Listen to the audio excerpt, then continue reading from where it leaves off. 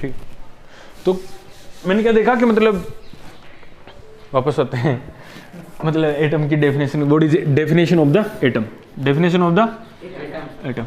तो वापस आ गया, फिर चुप रहो, इधर ही देख लो, उधर क्या देख रहे हो, उसमें ज़्यादा पढ़ने में मजा आता है कि इधर इसमें भी पढ़ सकते हो ना, कोई दिक्कत नहीं है। तो एटम की डेफिनेशन क्या होगी, मतलब मैंने एक बार देखा कि मतलब यहाँ पे एक जो सब्सटेंस है, पर्टिकुलर केमिकल है, वो बहुत सारी छोटी छोटी चीज़ों से मिलकर बना हुआ है ना। तो मैंने उन्हीं छोटी चीज़ों को क्या देखा, वापस देखा, तो वो सारे क्या थे, सेम थे। तो सारे क्या थे, सेम थे। तो मैंने देखा अच्छा मतलब सारे सेम थे, तो ये एटम है जो क्या रिप्रेजेंट करेगा, उसकी एक पर्टिकुलर चीज को रिप्रेजेंट करेगा ना। तो अब बनाइए, मैंने बता दिया, नॉर्मल डेफिनेशन बता दी, मतलब अभी उसके बारे में बता दिया कि होता क्या है, एटम क्या होगा, there is many substance found in a particular chemical. एक केमिकल के अंदर बहुत सारे सब्सटेंस फाइंड आउट करते हैं, और मुझे ये पता है वो सारे क्या है, मोनोटाइप है, यानी एक ही जैसे हैं, है ना। उसको क्या बोलेंगे, मतलब एटम ऑफ दैट मैटर। तो इसकी अच्छी सी डेफिनेशन बनाने की कोशिश करते हैं। The atom is the unit, atom is the unit of any particular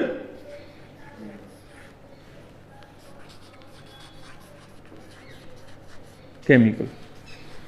एक किसी पर्टिकुलर केमिकल की यूनिट कौन होती है, एटम। अब मैं पर्टिकुलर वर्ड लगाना इसलिए जरूरी था कि जैसे मान लीजिए कि मतलब कभी कभी क्या होता है कि जैसे अपन मतलब कार्बन की स्टडी कर रहे हैं, तो कार्बन के अंदर तो कार्बन के एटम ही होंगे, पर मैं जैसे कभी कभी कार्बन क्या है तो ऑक्सीजन से रिएक्शन करके CO2 बना लेते हैं, तो फिर मुझे कार्बन और ऑक्सीजन दोनों की अलग, इसके अंदर दो मतलब एलिमेंट रहेंगे ना, जैसे ये और ये ऐसे इस फॉर्म में रहेगा, ये कार्बन के साथ दो ये जुड़े रहेंगे, तो मुझे इसकी अलग से स्टडी करनी पड़ेगी, इनकी अलग से, दोनों की अलग से स्टडी करनी पड़ेगी, कि दो टाइप डिफरेंट टाइप के हो गए ना। चल रहा है, बताते रहना। अब देखो, हाँ मैंने एक चीज और बताऊं तुम्हें कि मतलब इसके अंदर नया पॉइंट आया है कि charge particle of the in matter. अब तुम्हारा क्वेश्चन यही आता है कि नेक्स्ट सर इस एटम के अंदर होता क्या है, इस एटम के अंदर होता क्या है। तो मैंने बोला कि एक एटम कैसे बना रहता है, एटम नॉर्मली कैसे गोला रहता है ना, ठीक है, जिसके अंदर बीच में क्या रहता है, न्यूक्लियस रहता है। न्यूक्लियस के अंदर कौन कौन रहते हैं, प्रोटॉन और न्यूट्रॉन, और इलेक्ट्रॉन बार रिवॉल्व रहता है in the phase of revolution. Revolution के फेज के अंदर बार रिवॉल्व करता रहता है। बुक में कुछ नहीं मिलेगा, बुक में बाद में पढ़ेंगे, पहले बार ये देख लो, जो है जो पॉइंट है वो देख लेते हैं, उसके बाद में जो बुक में है बुक के अकॉर्डिंग देख लेंगे, ठीक है। अब देखो जैसे मतलब मैंने देखा कि मतलब एक चीज़ देखी, मैंने इन तीनों को अलग अलग निकाल लिया। क्या क्या निकाल लिया, ये इलेक्ट्रॉन है, ये प्रोटॉन है, ये क्या है, न्यूट्रॉन, तीनों को अलग अलग निकाल लिया। तो मैंने देखा ये क्या है, इस मतलब अब एक बात बताओ, इस पे चार्ज कैसे पता लगेगा अपने को, भाई चार्ज क्या है। मैं पर्टिकुलरली इसको उठा के देखूंगा तो मुझे नहीं पता लगेगा अकेले के ऊपर, है ना, तो चार्ज है कि नहीं है ना। और जैसे मतलब इस पे भी नहीं पता लगेगा, इस पे भी नहीं पता लगेगा। तो मैंने एक चीज़ करी, मैंने क्या करा कि प्रोटॉन को और न्यूट्रॉन को पास पास लेके आया। क्या किया, प्रोटॉन और न्यूट्रॉन को पास लेके आया। चलो इसका एग्जाम्पल नहीं लेते, पहले इलेक्ट्रॉन और प्रोटॉन को मैं पास पास लेके आया। क्या, इलेक्ट्रॉन और प्रोटॉन को पास से ले गया स्टार्ट में। तो मैंने देखा ये क्या हो गए, एक दूसरे से क्या हो गए, अट्रैक्ट हो गए। क्या हो गए, अट्रैक्ट हो गए, ठीक है। फिर मैंने क्या किया कि यार ये तो अट्रैक्ट हो रहे हैं, फिर मैंने इलेक्ट्रॉन के पास में इलेक्ट्रॉन लेके आया और प्रोटॉन के पास में प्रोटॉन लेके आया। तो मैंने देखा ये क्या कर रहे थे, रिपल कर रहे थे। क्या कर रहे थे, रिपल, यानी अलग अलग जगह जा रहे थे। तो नॉर्मली देखो, पहला तो ये अपने ये ऐसे मान सकते हैं ना कि भाई देखो, जो इस इलेक्ट्रॉन पे चार्ज होगा वो प्रोटॉन पे नहीं होगा, यहाँ पे कुछ है तो यहाँ पे कुछ और होगा। ऐसे ही तो है, जैसे मतलब इस पे है और इस पे भी सेम है, इस पे दोनों पे सेम आ गए, तो ये दोनों क्या एक दूसरे से भाग रहे थे, और यहाँ पे ये दोनों क्या थे, सेम थे, एक दूसरे से भाग रहे थे। पर मैंने देखा कि मतलब इन दोनों को मैं क्या अलग अलग को लेके आता हूँ, तो ये दोनों एक दूसरे से क्या करते हैं, अट्रैक्ट करते हैं। तो मेरी एक चीज समझ में आ गई कि मतलब मेरे को नहीं पता इस पे पॉजिटिव है या फिर इस पे पॉजिटिव है, इस पे नेगेटिव है, इस पे नेगेटिव है, पर मुझे एक चीज ये समझ में आ गई कि मतलब इन दोनों जो डिफरेंट है उनको यदि पास में लेके आता हूँ डिफरेंट को तो अट्रैक्ट करते हैं, और इन दोनों को जो सेम वालों को लेके आता हूँ तो दूर करते हैं। फिर मैंने एक चीज देखा, चलो ठीक है, मतलब इन पे मेरे को पता लग गया भाई इलेक्ट्रॉन पे चार्ज है, प्रोटॉन पे चार्ज है, और अब मैं बात करता हूँ तीसरे वाले न्यूट्रॉन की, है ना। तो मैंने देखा कि इलेक्ट्रॉन को मैं न्यूट्रॉन के पास लेके आया, आ रहा है ना फ्रेम में, है ना। मैं इलेक्ट्रॉन को न्यूट्रॉन के पास में लेके आया, तो ये इलेक्ट्रॉन इस न्यूट्रॉन पे कोई इफेक्ट नहीं कर रहा था। तो मुझे समझ में आया कि यार ऐसा कुछ होता होगा इसके अंदर कि ये इसके पावर, इसके मतलब चार्ज को क्या कर देता होगा, नेग्लेजेबल कर देता होगा, नेग्लेजेबल कर देता होगा नॉर्मल से, है ना। मैंने बोला ठीक है यार नेग्लेजेबल कर देता होगा, तो अपन चलो ठीक है इसको क्या करके देखते हैं, अपन प्रोटॉन के पास लेके आते हैं। सॉरी न्यूट्रॉन को प्रोटॉन के पास लेके आते हैं। मैंने इन दोनों को पास लेके आने की कोशिश करी तो भी इनके अंदर कोई चेंज नहीं हुआ। तो मैंने ये बोल दिया कि मतलब मैंने है ना इलेक्ट्रॉन को और प्रोटॉन को तो पहले करा के देख लिया, इनके अंदर तो हो रहा है, पर इसका इससे नहीं हो रहा, तो मतलब न्यूट्रॉन के अंदर दिक्कत है, न्यूट्रॉन के ऊपर कोई चार्ज नहीं है। तो इतना मेरे नॉर्मल समझ आएगा भाई इलेक्ट्रॉन के पास तो क्या है, मतलब चार्ज होता है, प्रोटॉन के पास चार्ज होता है, पर न्यूट्रॉन के पास चार्ज नहीं होता। तो देखो पहला है कि charge particle of the matter is कौन कौन से होंगे, charge particle of the matter कौन कौन से होंगे, प्रोटॉन होगा और इलेक्ट्रॉन होगा, न्यूट्रॉन नहीं होगा। अब देखो कंडीशन आती है कि ये कैसे डिसाइड करेगी किस पे पॉजिटिव है किस पे नेगेटिव है, कोई बता सकता है मुझे? अच्छा इससे पहले एक क्वेश्चन पूछता हूं मैं, चलो ठीक है, तुम्हारे लिए होमवर्क है पहला, यू फाइंड आउट दैट कैसे पता लगेगा ये इलेक्ट्रॉन नेगेटिव है प्रोटॉन पॉजिटिव है, एक तो क्वेश्चन करके लाओगे। और दूसरा एक बात बताओ कि इन कंडीशन ऐसा हो सकता है क्या कि मैंने ये बोला है कि मतलब देखो ये इस दुनिया के अंदर बहुत सारे क्या है, मतलब मैटर है वो सब्सटेंस से बना हुआ है, और हर एक सब्सटेंस केमिकल से बना रहता है, केमिकल किससे बनता है, एटम से बना रहता है, एटम के अंदर कौन प्रेजेंट रहता है, इलेक्ट्रॉन। अब देखो एक कंडीशन है इलेक्ट्रॉन के लिए, ये बोला जाता है कि इलेक्ट्रॉन जितने, अब देखो सुनो, एक सब्सटेंस के अंदर कुछ मिलियन बिलियन होते हैं, एक ग्राम के अंदर छोटा सा रहता है, उसके अंदर बहुत सारे रहते हैं, है ना। तो मतलब अपने को पता बहुत ज्यादा है, तो ये मिलियन बिलियन यदि एक ग्राम के अंदर है तो यहाँ पे तो बहुत सारा वेट है ना, तो ये तो बहुत सारे हो गए। अब कंडीशन ये बोलती है कि इलेक्ट्रॉन, हर एक जो इलेक्ट्रॉन है उसके अंदर सेम मास है, सेम चार्ज है। ऑब्जेक्शन कर सकते हैं ना कि इस दुनिया के अंदर ऐसा कोई चीज नहीं है जो मतलब एक जैसा ही हो, बिल्कुल सेम, है ना, बोल सकते हैं ना ऐसा कि मतलब इस दुनिया में बहुत सारी चीजें हैं, पर वो बहुत सारी चीजें एक जैसी हैं, पर उनके अंदर मास होना, उनके अंदर सेम चार्ज होना, ऐसा नहीं सोचा जा सकता ना, कि मतलब इतनी सारी चीजें वो एक ही जैसे कैसे हैं, उनके अंदर वेरिएशन क्यों नहीं हो, उनके अंदर चेंज क्यों नहीं हुई, बहुत सारे क्वेश्चन उठते हैं ना। तो ये बाकी बात की चीजें हैं जो मतलब, ठीक है। अब देखो मतलब स्ट्रक्चर ऑफ एटम है, तो मतलब देखो कुछ साइंटिस्ट ने इसके बारे में बताया कि मतलब स्ट्रक्चर ऑफ एटम क्या क्या हो सकते हैं। तो क्या हुआ, क्या बात कर रहे हो फिर, मतलब स्ट्रक्चर ऑफ एटम का तो एक बात बताओ शुरू में, जैसे अब अपने को पता है कि स्ट्रक्चर ऑफ एटम जैसा है, तो मतलब वैसा क्या पहले भी सबको पता था क्या? नहीं पता था, ठीक है। अलग अलग साइंटिस्ट आए, उन्होंने अलग अलग खुद की राय दी और चले गए। किसी ने मतलब जब सही नहीं बोले तभी तो आज वाली बात आई ना, सही बोलते तो आज वाली बात कैसे आती, ठीक है, मतलब साइज फाइंड आउट कैसे करते। तो देखो सबसे पहले ये था Thompson model of the atom. तो थॉमसन साहब आए सबसे पहले, थॉमसन साहब ने क्या हुआ, थॉमसन साहब ने क्या बताया कि मतलब एक जो क्या रहता है, एक एटम रहता है, उसके अंदर क्या रहता है, नेगेटिवली चार्ज पार्टिकल चारों तरफ डिस्ट्रीब्यूट रहते हैं। मैं नॉर्मल बाइफिकेशन बता रहा हूँ, जो बुक में आएगा वो बुक में अपन पूरा पढ़ लेंगे ना। नॉर्मली इसके अंदर मैंने देखा कि ये मतलब बिल्कुल एक यहाँ पे क्या रहता है, नेगेटिवली चार्ज पार्टिकल पूरे स्फीयर के अंदर घूमता रहता है। उन्होंने ऐसा बता दिया, और उन्होंने क्या बोला कि मतलब पॉजिटिव चार्ज पार्टिकल कहाँ रहते हैं, बाहर के सरफेस, ठीक है। तो देखो सुनो, प्रेजेंट टाइम में जो एटम है उसका, प्रेजेंट टाइम में एटम है जो मैंने ऑलरेडी बता दिया कि उसके अंदर रहते हैं प्रोटॉन और न्यूट्रॉन और बाहर रहते हैं इलेक्ट्रॉन, ठीक है। तो ये तो प्रेजेंट वाला है, ये बोर वाला था, तो इसने पता नहीं क्या सोच के बताया, थोड़ा बहुत स्टडी करने की कोशिश करी थी इसने। क्या ये पहले साइंटिस्ट जो सक्सेस नहीं हो पाते थे वो थ्योरी दे जाते थे चलते चलते, ठीक है, ऐसे मान लीजिए। तो उसने ऐसा बता दिया कि भाई ये है।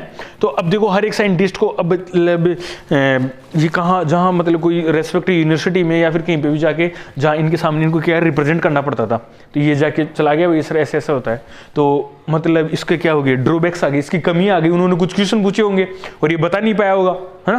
तो इसको दिक्कत कर दी कि मतलब बार बार पॉजिटिव पार्टिकल होता है और अंदर ये होता है। तो अब इसके ड्रॉबैक्स तो अलग से इसमें देखें, ड्रॉबैक्स देर क्या है ना। मतलब इसने क्या बताया, ये देखो, इसने बोला कि an atom consist of a positive charge square and electron are embedded in it, कि मतलब ये पॉजिटिव चार्ज से बना रहता है चारों तरफ से, और अंदर क्या रहता है, इलेक्ट्रॉन्स रहते हैं। अब negative and positive charge are the equally in magnitude, यहाँ पे ये बोल रहे हैं इक्वली रहते हैं, but the so atom is whole neutral रहता है। अब इसके आगे इसने है ना वो नहीं दे पाए। अब देखो दूसरा एक साइंटिस्ट है जिसका नाम है रदरफोर्ड। अब कौन साहब आए, रदरफोर्ड आए। तो रदरफोर्ड ने, पहले एक बात बताओ सुनो, मतलब ऐसा कुछ फाइंड आउट करिए जो इसको गलत साबित करता हो। इसमें बुक में ड्रॉबैक्स नहीं दे रखे है ना, ड्रॉबैक्स का मतलब होता है कमियाँ। एक बात बताओ, इसको देखा होगा, उन्होंने कुछ क्वेश्चन पूछे होंगे, अब तुम्हारे दिमाग में ऐसे क्वेश्चन नहीं आता कि भाई ये क्यों गलत क्यों होगा, उन्होंने ऐसा क्या क्वेश्चन पूछा होगा जो उसने ये बता दिया कि भाई ये गलत चीज़ है, क्यों बताओ।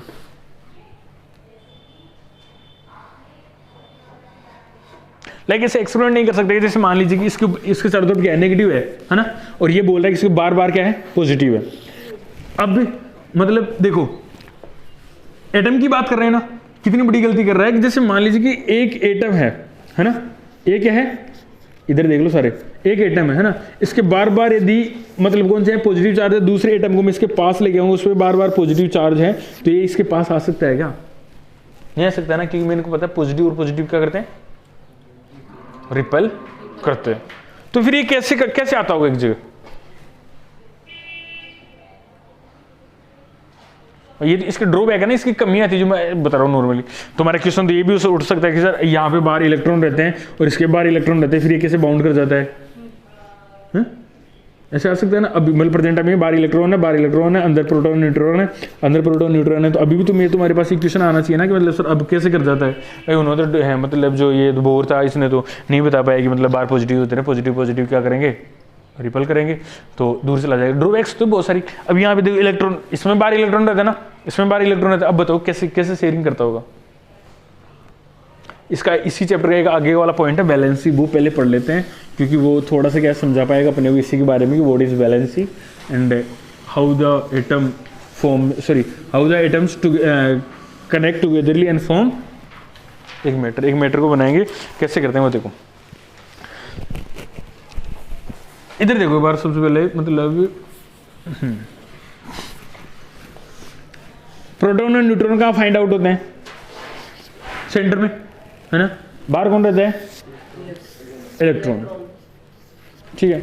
एक वर्ड है वैलेंसी। इस वैलेंसी का मतलब क्या होता है? किसी को पता है? नहीं पता। देखो सुनो, मतलब मेरे को पता है कि electron that revolve around the center around the center along with some orbit. एक कुछ ऑर्बिट के अंदर सेंटर के बाहर ये इलेक्ट्रॉन घूमते रहते हैं एक एटम के अंदर। ठीक है। और मुझे ये भी पता है कि उसके जो बाहर ऑर्बिट है, जैसे मतलब ये पहला ऑर्बिट है, ये दूसरा ऑर्बिट है ना, और ये तीसरा ऑर्बिट है, इसके बाद में क्या होगा? चौथा ऑर्बिट भी होगा। तो ये क्या करते हैं? इसके अंदर चक्कर लगाते रहते हैं, है ना। अब एक बात होता है, नॉर्मली अपन ऐसा सोच सकते हैं कि जैसे मान लीजिए कि भाई इन जो ये ऑर्बिट है इनमें फिक्स रहता हो भाई, इसके अंदर इतने इलेक्ट्रॉन रहते हैं, इसके अंदर इतने, इसके अंदर इतने, इसके अंदर इतने और इसके अंदर इतने। ठीक है। जैसे मान लीजिए, और कभी भी हमेशा कौन कौन से ऑर्बिट बनाता है? जैसे पहला वाला ऑर्बिट होता है, कौन सा होता है ना, जो पहला ऑर्बिट होता है उसको बोलते हैं एस ब्लॉक। क्या बोलते हैं? S block. उस एस ब्लॉक के अंदर क्या रहता है? पर्टिकुलर एटम्स रहते हैं, जो अपने को पता है कितने रहेंगे पहले वाले के अंदर? दो इलेक्ट्रॉन ही रिवॉल्व करेंगे। उसके बाद में कौन सा आएगा? P block. कौन सा आएगा? P block. उसके अंदर भी इलेक्ट्रॉन रिवॉल्व करते हैं, कितने करते हैं? 8। ठीक है। इसके बाद में कौन आता है? बाहर आते हैं डी। फिर कौन सा आता है? F block. इनके अंदर ये मतलब 10 से 18 ऐसे इलेक्ट्रॉन रिवॉल्व करते रहते हैं। अब एक बात बताओ, सुनो, एक एटम स्टेबल कब हो सकता है? एक एटम स्टेबल तब हो सकता है जब उसके, जैसे मान लीजिए कि बस इसके अंदर पहला क्या है? ऑर्बिट है ना, ये पूरा भर जाए, है ना, पूरा भर जाए। जैसे मान लीजिए पहले के अंदर कितने होते हैं? 2 होते हैं। 2 के अंदर क्या होगा? मतलब दोनों इलेक्ट्रॉन इसको मिल जाएंगे, तो इसको बाहर वाले की जरूरत नहीं होती, इसलिए ये क्या यहाँ स्टेबल हो जाएगा। बट अपने वो ऐसा कभी नहीं हो सकता ना। जैसे मान लीजिए हाइड्रोजन है, हाइड्रोजन के अंदर कितना इलेक्ट्रॉन होता है? 1। तो मतलब पहला वाला मतलब पहले वाले के अंदर ही 1 इलेक्ट्रॉन है, यहाँ पे भी इसको क्या चाहिए? 1 चाहिए। ठीक है। अब दूसरा हीलियम। हीलियम क्या रहता है? हीलियम के अंदर 2 इलेक्ट्रॉन रहते हैं, तो पहला वाला उसका मतलब ऑर्बिट पूरा फिलअप रहता है, तो वो स्टेबल रहने की कोशिश करता है। तीसरा कौन सा होता है? लिथियम। लिथियम के अंदर कितने होंगे? 3 होंगे, तो क्या होगा? 2 तो ये बढ़ जाएंगे, फिर 1 रहेगा इलेक्ट्रॉन। अब मुझे एक बात बताइए कि देखो सुनो, पहला वाला ये ऑर्बिट है, ये है एस ऑर्बिट, इसके अंदर 2 इलेक्ट्रॉन चाहिए, है ना, और 2 इलेक्ट्रॉन होते हैं, और यहाँ पे 1 है ना, और ये है दूसरा मतलब ऑर्बिट एस, जिसके अंदर मतलब कितने इलेक्ट्रॉन होते हैं? 2 इलेक्ट्रॉन होते हैं, और यहाँ पे दोनों हैं।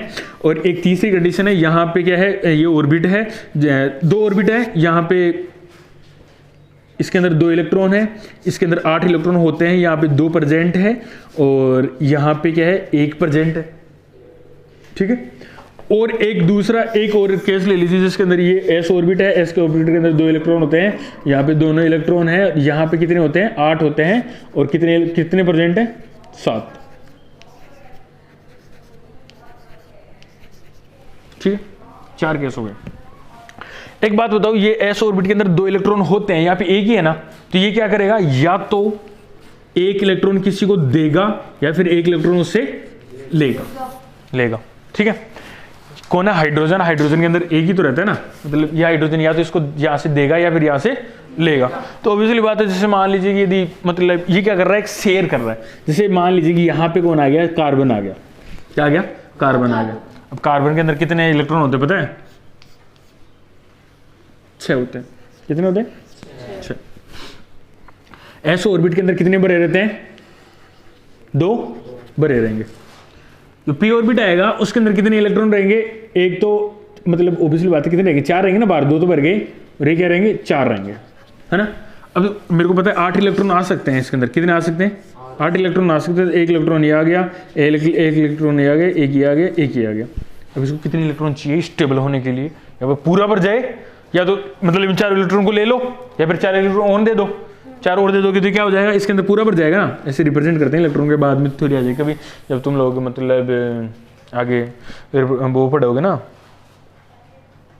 क्या होता है पीरियोडिक टेबल, तभी समझ में आ जाएगा, वैलेंस या फिल ऑफ द इलेक्ट्रॉन वगैरह आ जाएगा।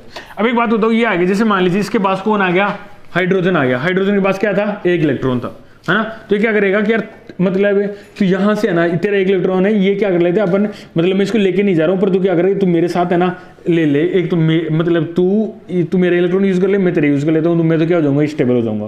तो ये क्या बन गया, CH बन गया ना, CH बन गया। तो ये तो क्या हो गया, स्टेबल हो गया। ये तो यहाँ पे इसके पास कितने इलेक्ट्रॉन और चाहिए थे इसको, 3 स्टेबल होने के बाद, है ना। तो यहाँ पे एक हाइड्रोजन और आ गया, एक हाइड्रोजन और आ गया, एक हाइड्रोजन और आ गया, ये तो क्या बन जाएगा, CH4, जिसको अपन क्या बोलते हैं, मेथेन। ठीक है, अब देखो सुनो, यहाँ पे ये तो पहली केस थी, ये दूसरा कंडीशन था जिसके अंदर क्या थे, दोनों ये थे। तो ये क्या करेगा, खुद का फ्रीली होकर घूम लेगा, इसको कोई मतलब नहीं है ना। यहाँ पे दोनों मतलब ये दोनों इलेक्ट्रॉन है, तो इसको कोई मतलब नहीं, ना तो ये दूसरे से लेगा ना दूसरे को देगा। ये क्या होता है, हीलियम होता है जिसके अंदर 2 इलेक्ट्रॉन होते हैं। फिर होता है कि जैसे हाइड्रोजन, हीलियम, लिथियम, यहाँ पे आएगा लिथियम। अब यहाँ पे 2 कंडीशन है कि मतलब इसको क्या करना पड़ेगा, 8 करना पड़ेगा। ठीक है, मतलब पहला वाला कंप्लीट है, दूसरे ऑर्बिट के अंदर एक इलेक्ट्रॉन है, तो क्या करना पड़ेगा, इसको 8 भरना पड़ेगा। अब यहाँ पे इसके पास एक ही है ना भाई, 2 तो इसमें आएंगे, 2 इसमें आएंगे, 2 इसमें आएंगे, 2 इसमें आएंगे। अब एक बात बताओ, ये स्टेबल होने के लिए 2 चीजें कर सकता है, या तो ये 7 ले सकता है या फिर 1 दे सकता है। इजी कौन सा पड़ेगा इसके लिए, 1 देना ही तो इजी पड़ेगा ना। तो ये क्या कर देता है, दूसरे से 1 शेयर कर देता है। यहाँ पे क्या है, 7 इलेक्ट्रॉन है ना, 7 इलेक्ट्रॉन है। तो अब बताओ इसके लिए क्या, जैसे मान लीजिए इसके पास 7 इलेक्ट्रॉन है, अपन 7 को रिप्रेजेंट कर लेते हैं। तो यहाँ पे बताओ इसको 1 लेना इजी पड़ जाएगा या फिर 7 देना इजी पड़ जाएगा, लेना इजी पड़ जाएगा। तो ये जो मतलब देखो, ये जो इनकी क्षमता होती है ना, the capacity of the losing electron और gain electron is known as valency. इनको इसको क्या बोलते हैं अपन, वैलेंसी बोल सकते हैं। तो वैलेंसी के अंदर तो आई थिंक कोई दिक्कत नहीं आएगी तुम्हारे को, है ना। जो जो इसके पॉइंट है वो देख लेते हैं ना। ड्रॉबैक दे तो रखे हैं, रदरफोर्ड ये दे रखे हैं, उसके नहीं दे रखे, थॉमसन की नहीं दे रखे, रदरफोर्ड की तो दे रहे हैं ड्रॉबैक।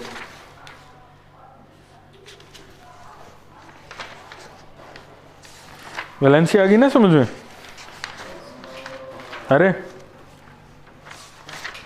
वैलेंसी आएगी नहीं, यही समझ में आ गई ना। थॉमसन पे आते हैं, थोड़ा सा थॉमसन को बुक से रीड करना पड़ेगा अपने को।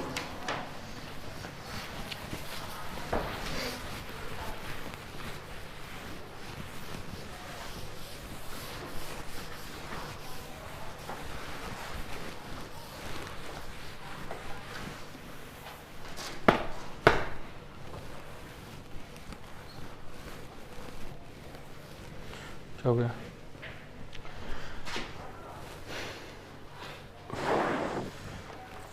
बहुत टाइम पहले आ गया। आज टाइम बताओ कितना हो गया, 20। पूछो देखे किस काम के लिए बुलाया था, जाने का जाना होगा उनको कहीं, मैम जा रहे हैं इसलिए बुलाया था क्या? अच्छा, अब देखो सुनो, थॉमसन ने इसके बारे में क्या बोला वो देखते हैं। Thomson propose the model of an atom to similar that a Christmas pudding, है ना। इसने कोई मतलब अरे एक ऐसे कोई चीज़ बता दी है जिसके अंदर है ना, जैसे चारों तरफ है ना कोई चीज़ फैली, मतलब क्रिसमस पुडिंग क्या होता है देखा है कि तुमने? वो एक मतलब थोड़ा खाने की सी चीज़ होती है जिसके ऊपर ऐसे डोट डोट रहते हैं, ऐसे खाने की नहीं, पेड़ होता है बे, हाँ, जिसके ऊपर ऐसे लाइट लाइट नहीं होती क्या, है ना। तो फिर है ना, तो मतलब ये बोल रहा है कि इसके अंदर है ना, उन्होंने एक ऐसा मतलब सेटअप बताया जिसके अंदर क्या थे कि मतलब क्रिसमस जो पेड़ होता है ना उसके ऊपर बहुत सारी लाइट होती है। तो भाई ये क्या है कि मतलब एक ऐसा पेड़ है जिसके चारों तरफ जो ऊपर है ना वो तो क्या है, मतलब जो लाइटें हैं वो तो क्या है, प्रोटॉन है, और उसके अंदर क्या है, इलेक्ट्रॉन, ऐसे बताया था उसने, है ना। तो ये बोल रहा है कि हाँ, the electron in a sphere of positive charge where like current in a currents in a dry fruit बोल रहा है क्या, in a spherical Christmas pudding we also think of a watermelon, the positive charge in a watermelon is spread over like a red edible part watermelon where the electron are the studded in the positively sphere। इसने ऐसे बताने की कोशिश करी, मैं बताऊँ, इसने मतलब सारी कंक्लूजन यही की है, ये बताने की कोशिश कर रहा था कि मतलब जो उसमें इलेक्ट्रॉन है ना वो तो क्या है अंदर है, और जो बाहर है ना वो क्या है पॉजिटिवली स्प्रेड फैला हुआ, ठीक है। तो अब देखो जैसे मान लीजिए कि तुम्हारे पास पहला कौन रहा ये है थॉमसन, तो थॉमसन पहला सबसे पहले कौन आई थी, थॉमसन, है ना। थॉमसन ने आते ही ये बता दिया कि मतलब यहाँ पे क्या है, एक मतलब ऐसा स्फीयर होता है जिसके ऊपर बाहर क्या होता है पॉजिटिव चार्ज रहते हैं, और अंदर कौन होता है इलेक्ट्रॉनिक चार्ज होता है। अब तुम एग्जांपल दे सकते हो वाटरमेलन का, सबसे अच्छा एग्जांपल और क्या है, वाटरमेलन का, या फिर किसी और का भी एग्जांपल दे सकते हो ऐसा ही, पर ये पुडिंग वाला मत देना, ये तुम्हारे समझ ही नहीं आएगा, ठीक है। इससे अच्छा वाटरमेलन का दे देना। इसने बोला कि जो मतलब तरबूज कैसे होता है, ऐसे गोल रहता है ना, कैसा भी शेप का हो सकता है, उसके अंदर यहाँ पे रेड ग्रेविश पार्टिकल रहता है खाने का, उसके अंदर बीज रहते हैं। तो जो बीज तो ये तो है क्या, इलेक्ट्रॉन है, और ये जो बाहर है खाने वाला पार्ट ये क्या है, पॉजिटिव चार्ज प्रोटॉन है, ऐसे बता दिया उसने, है ना। तो मतलब उसने बताया था, उसके बाद में देखो मतलब इसके ये नीचे डायग्राम दे रखा वैसे देख लेना, है ना। तो मतलब इसके दो रीजन हो गए, दो कौन कौन से पॉइंट हो गए आसानी से बता सकते हो ना। पहला तो क्या हो गया, पॉजिटिव चार्ज आर डिस्ट्रीब्यूटेड मतलब ओवर द सरफेस के ऊपर फैला रहेगा, और अंदर कौन रहेंगे, दूसरा क्या रहेगा, इलेक्ट्रॉन्स इसके कहाँ रहेंगे, अंदर।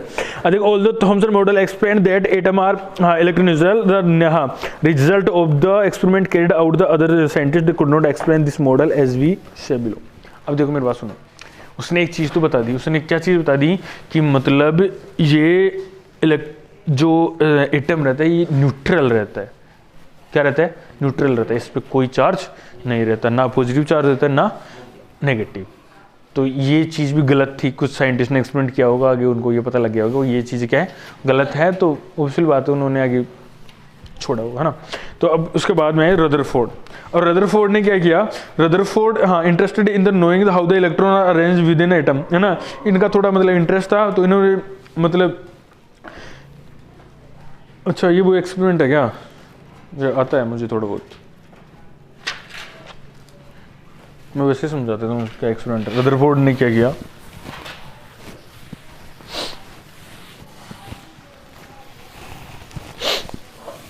रदरफोर्ड ने यहाँ पे एक सीट ली, ऐसे मान लीजिए, क्या ली, सीट ली। अब सीट लेने के बाद में किसी भी चीज़ की सीट ले सकता है, किसी भी चीज़ की सीट ले सकता है। जैसे यहाँ पे भी एटम प्रेजेंट रहेगा, यहाँ पे भी प्रेजेंट रहेगा, यहाँ पे प्रेजेंट रहेगा, सारी जगह एटम प्रेजेंट रहेंगे ना, ऑब्वियसली बात है, मतलब कोई चीज़ जिस चीज़ की बनी रहेगी उसके एटम्स प्रेजेंट रहेंगे, कोई दिक्कत थोड़ी इस चीज़ में नहीं है ना। अब मुझे एक बात बताओ, इसने क्या किया कि गामा रेज एक मतलब ऐसे मान लो कि लाइट डाली इसके ऊपर, क्या डाली, लाइट डाली। तुम गामा रेज नहीं समझोगे, इसके अंदर है ना गामा रेज भी एक्सपेरिमेंट कर रहा है ना शायद, गामा रेज भी अल्फा पार्टिकल छोड़ेगा, अच्छा अल्फा पार्टिकल से, चलो ठीक है, गामा रेज ना छोड़ेगी, इसने क्या किया, इस पे अल्फा पार्टिकल डाल दिए, ठीक है।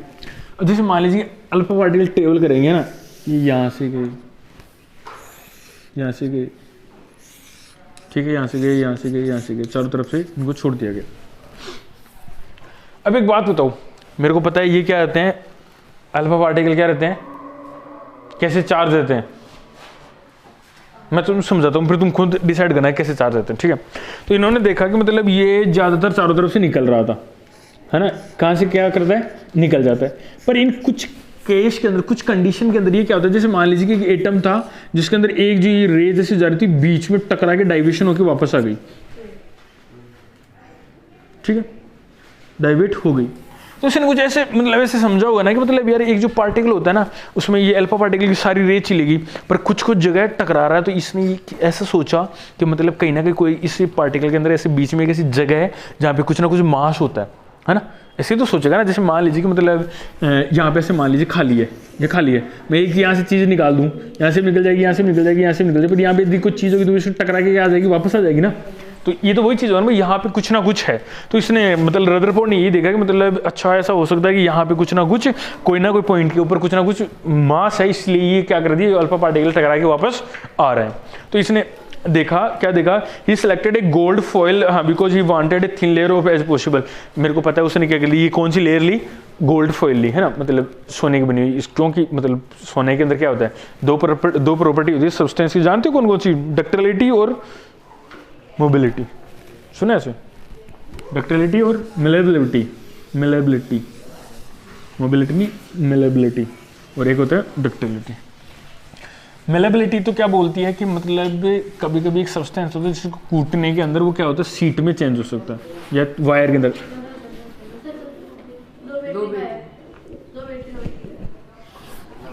चल तो रहा है ना,